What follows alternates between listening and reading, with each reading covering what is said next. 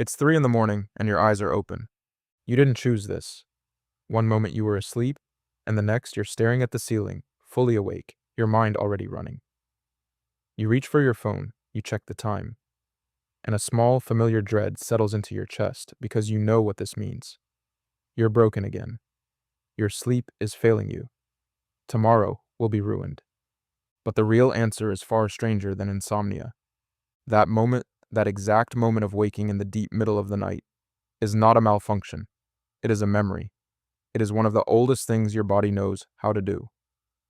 And for almost the entire span of human history, every person who ever lived woke up in the dark, on purpose, every single night.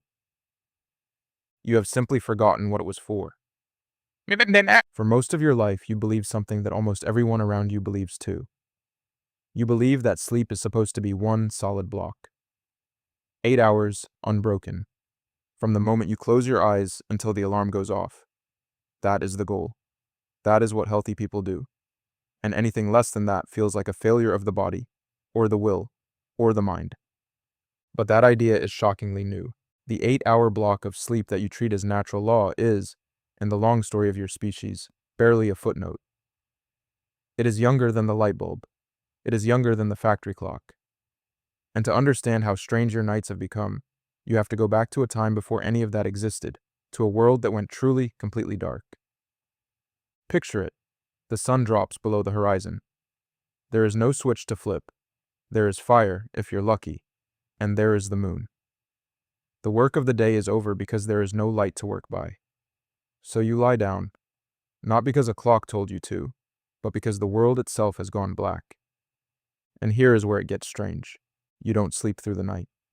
You sleep for a few hours, deeply, and then, sometime around midnight, you wake, not in panic, not reaching for anything. You simply rise into a quiet, calm, waking state, and the world around you is full of other people doing the same thing. This was called the first sleep.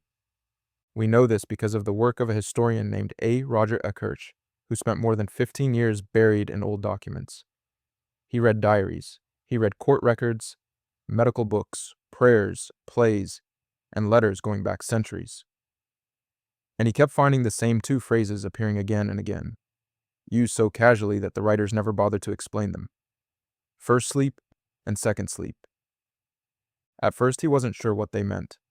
Then the pattern became impossible to ignore. Ekirch eventually gathered more than 500 references to this divided night, scattered across languages and centuries. In English, in French, in Italian, in Latin. People wrote about their first sleep and their second sleep the way you might write about lunch and dinner. It was obvious to them. It needed no explanation. It was simply how the night worked. So what happened in between? This is the part your modern mind struggles to accept. The gap between the first sleep and the second sleep was not wasted time. It was not lying there, frustrated, waiting to drift off again. It was an hour, sometimes two, of gentle wakefulness in the middle of the darkness. And people used it. They prayed. They reflected on their dreams, which were still vivid because they'd just risen from deep sleep. They talked quietly to whoever lay beside them. Some got up to tend the fire, or check on animals, or step outside. Couples used this hour for intimacy. A French doctor of the period even recommended it, noting that this was the best time for it, after a full first sleep, when the body was rested and the mind was at ease. There were even instruction manuals for this waking hour. Prayer books printed special devotions meant to be spoken during the quiet between the two sleeps. Think about what that means. The middle of the night waking that fills you with dread was so ordinary, so expected, that the church wrote prayers specifically for it. Your ancestors had a culture built around the very thing you now call a sleep disorder. But maybe you're skeptical. Maybe this sounds like a quirk of one historian reading too much into old letters. So here's where the science meets the history, and the two lock together with unsettling precision. In the early 1990s, a sleep researcher at the National Institute of Mental Health named Thomas Wehr ran an experiment. He wanted to know what would happen to human sleep if you took away artificial light entirely. So he took a group of people and placed them in darkness for 14 hours every night, the way a person in winter, long before electricity, would have experienced it. Then he simply watched what their bodies did. For the first few weeks, they slept the way modern people sleep, in one long stretch, catching up on years of accumulated tiredness. But then something remarkable happened. Their sleep split in two, without anyone telling them to, without any knowledge of Ekirch's historical research. The participants began to sleep in two distinct chunks. They would sleep for about 4 hours, wake for a quiet hour or two in the middle of the night, and then fall back asleep for another 4. The body, given a long enough night and no artificial light, naturally returned to the exact pattern that Ekirch had found in those ancient diaries. And Wehr found something even stranger about that waking hour. During the gap between the two sleeps, the bodies of his participants released high levels of a hormone called prolactin. Prolactin is the hormone associated with calm, with stillness, with the peaceful, drowsy contentment a nursing mother feels. It's the same state animals enter when they're resting, but alert. In other words, that middle-of-the-night waking was not a stressed, anxious state at all. Biologically, it was one of the most serene states the human body can produce. Your ancestors weren't lying awake suffering. They were floating in a kind of waking meditation, bathed in a hormone of deep peace. So why don't you feel that peace at 3 in the morning? Because everything else changed around your biology, while your biology stayed the same. When you wake in the night now, the first thing you feel is not calm, it's alarm. You think about the hours of sleep you're losing. You think about the meeting tomorrow. You grab your phone, and its light tells your ancient brain that the sun has returned, scrambling the very chemistry that's trying to keep you calm. You take a natural, ancient pause, and you fill it with panic. The waking didn't break. Your relationship to it did. Now there's a deeper question buried under all of this, and serious researchers have argued about it. Was this divided sleep truly universal, written into every human body? Or was it shaped by long, dark, cold European winters and the particular world of pre-industrial life? To get closer to an answer, scientists went looking for the few human communities that still live without electricity, without screens, without alarm clocks. A research team led by Jerome Siegel and the scientist Gandhi Yetish studied 3 of them: the Hadza of Tanzania, the San of Namibia, and the Tsimane of Bolivia. 3 groups on 3 different continents living something close to the way humans lived for tens of thousands of years. What they found complicated the story in a fascinating way.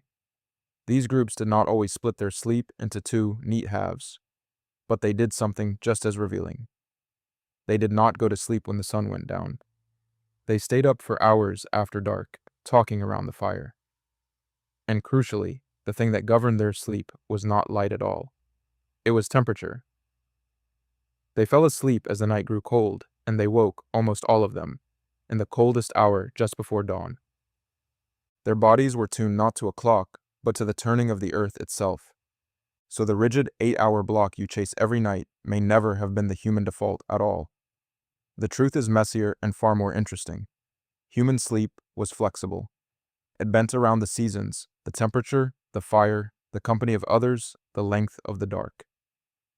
It was a conversation between your body and the world, and that conversation has been going on for hundreds of thousands of years. Then, in a single eye blink of history, we ended it. The light bulb arrived, and the dark stopped being dark. The factory arrived and demanded that workers sleep in one tight block so they could be at their stations on time. The clock moved into the bedroom. Sleep stopped being something that happened to you and became something you were supposed to manage, optimize, and win. And the long, calm, waking hour in the middle of the night, the hour your ancestors used for prayer and dreaming and love, was quietly redefined as a problem to be cured. You were handed a brand new way of sleeping and told it was the only natural one. And this is the part worth sitting with. Millions of people lie awake tonight, certain that something is wrong with them. They take pills, they worry, they spiral into anxiety about the very wakefulness their bodies were designed to produce. The dread itself, the racing fear that you're failing at sleep, may be doing more damage than the waking ever could. What if there's nothing to fix? What if the next time you wake at 3 in the morning, you let go of the clock entirely? You don't reach for the phone, you don't count the hours. You let your mind wander the way your ancestors let theirs wander in the firelight. You treat that quiet darkness not as a stolen hour, but as the oldest appointment your body keeps. An appointment older than electricity, older than cities, older than agriculture itself. Because that waking is not a flaw in you. It is the ghost of every ancestor who ever lay in the dark and rose, gently, into the quiet middle of the night. So the next time it's 3 in the morning, and your eyes are open, understand what is really happening. You have not failed. You have not broken. You have simply remembered something your whole species once knew. The dark is not empty, and the waking is not wrong. You are doing the most human thing there is. You are keeping the oldest appointment of all.